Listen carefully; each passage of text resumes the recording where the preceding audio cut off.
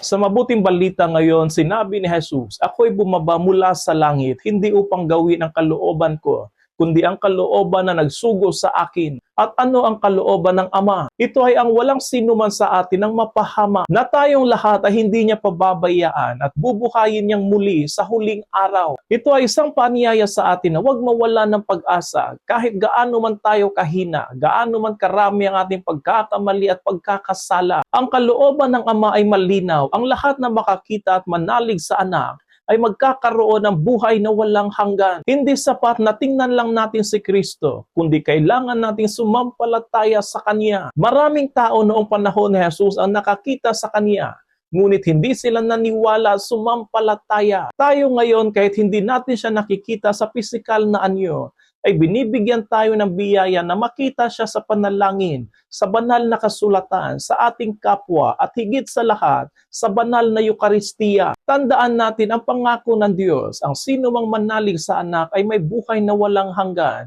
at muli ko siyang bubuhayin sa huling araw. Sa pag-ibig ng Diyos, walang nawawala. Sa awa ng Diyos, lahat ay may pag-asa. Sa Anak ng Diyos, may buhay na walang hanggan.